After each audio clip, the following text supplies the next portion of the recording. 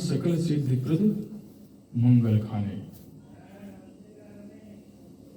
ये जो पुरी है ये सभी प्रकार से मन को हरण करने वाले है। तो कैसे मन को हरण करता है? नारद आदि सनकादि मुनीसा दर्शन लागे कौशलाधीसा, दिन प्रति सकल अयोध्या आवही, देखी नगरु विराग विसरावही।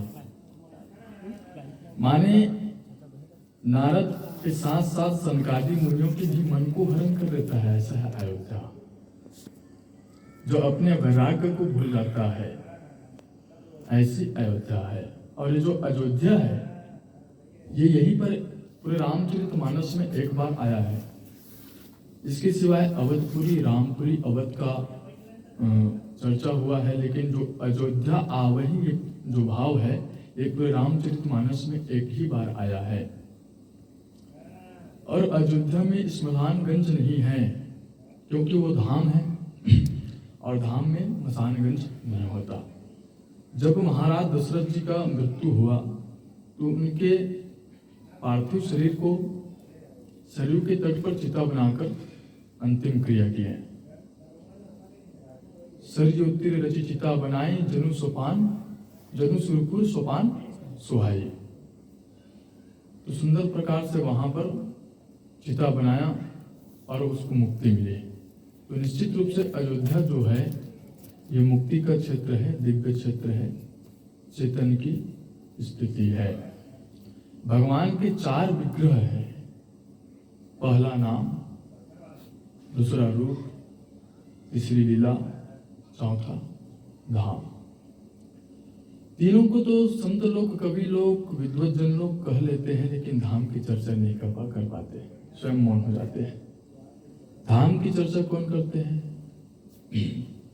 धाम की चर्चा स्वयं भगवान करते हैं, अपने धाम के बारे में बताते हैं और कहते हैं कि यहाँ भानुकुल कमल दिवाकर, कपिन देखावत नगर मनोहर, सुनु कपीस अंगद लंकेशा, पावन पुरी रुचिर यह देसा।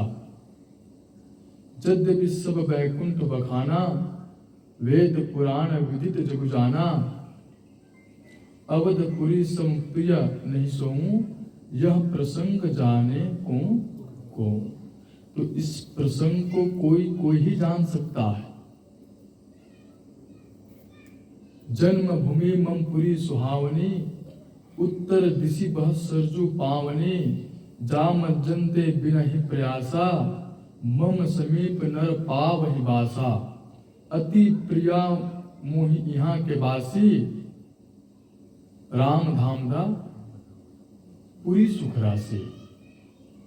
हर्षि कपि सब सुनी प्रभु बानी, धन्य अवध जो राम बखाने। तो इतने भाव में भगवान जो है अपने धाम की चर्चा करते हैं। फिर यहाँ पर सकल सिद्धि प्रद मंगल खाने। हम तो जान लें कि अयोध्या जो है मन का हरण करने वाले हैं, ऐसे अयोध्यापुरी है, दिव्य क्षेत्र है, चेतन की स्थिति है, मुक्ति का क्षेत्र है। वहाँ पर आवागमन, जीव का जो आवागमन है वो मुक्त हो जाता है, बंधन से मुक्त हो जाता है। सकल सिद्धि यहाँ पर 8 प्रकार के बताएं।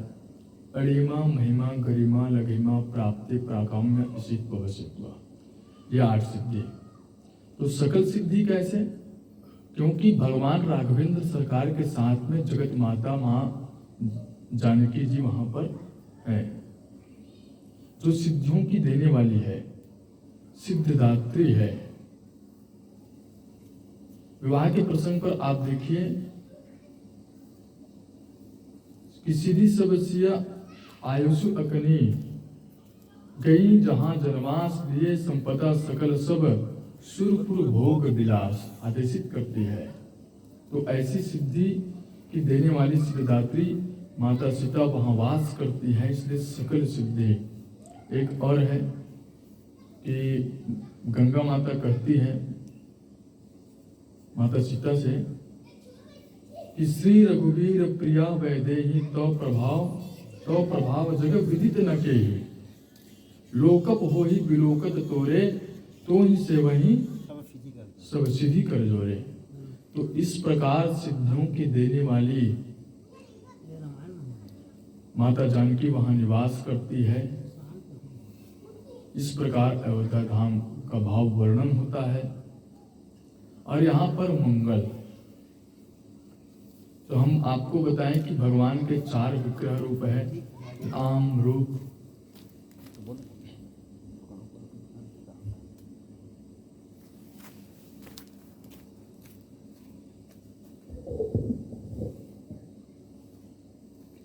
नाम रूप, लीला और धाम। यहाँ पर मंगल, भगवान जो है मंगल का करने वाला है और मंगल का हरण करने वाला है। मंगल प्रदान करता है और अमंगल को हरता है। तो नाम किसने जपा? भगवान शिव ने। मंगल भवन अमंगल हारी, उमा सहित जही चपत पुरारी। ये हो गया नाम। अब रूप का, तो मंगल भवन अमंगल हारी, द्रवहु सुदशरथ अजय बिहारी, ये रूप। चरित्र, तो मंगल करनी कलिमल हरणी, तुलसी कथा रघुनाथ के, ये चरित्र। और धाम की, तो मम धाम दा पूरी सुहावनी। इस प्रकार से भगवान के जो भाव का वर्णन इस प्रसंग पर हुआ है। और निश्चित ही अयोध्या जो है मुक्ति का क्षेत्र है, दिव्य क्षेत्र है। यहाँ इंसान जब जन्म लेता है तो मृत्यु होना निश्चित है, लेकिन मृत्यु होने के पश्चात वहाँ जन्म और मरण के जो चक्र है, जो बंधन है, उससे मुक्त हो जाता है। इस प्रकार से गोसाई जी लिखते हैं, और लिखते हैं कि विमल कथा कर किन्ह आरंभा। ये विमल कथा है, इसमें किसी भी प्रकार का मल नहीं है। विमल कथा कर किन्ह आरंभा,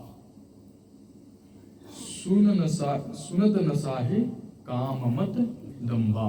ये सुनत शब्द जो है ये तुरंत प्रतिक्रिया करता है, तुरंत क्रिया करने वाला शब्द है। जिनके श्रवण करने से काम मद और दंभ नष्ट हो जाता है। काम कहाँ पर स्थापित है?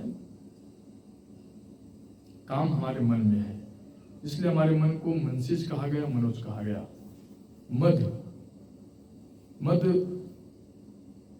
बुद्धि में है, और अहंकार जो है, अहंकार के कारण इंसान दिखावा भी करते हैं। तो इस प्रकार इस कथा को श्रवण करने से, विमल कथा को श्रवण करने से, और ये जो कथा है हम सबके हृदय स्थल को विमल कर देता है, स्वच्छ साफ कर देता है। ऐसे 3 प्रकार बताए कि मति, सुमति, निर्मल मति। तो ऐसे निर्मल कथा का श्रवण करने से काम, मद और दंभ ये नष्ट हो जाते हैं, समाप्त हो जाते हैं। ऐसी ये कथा है।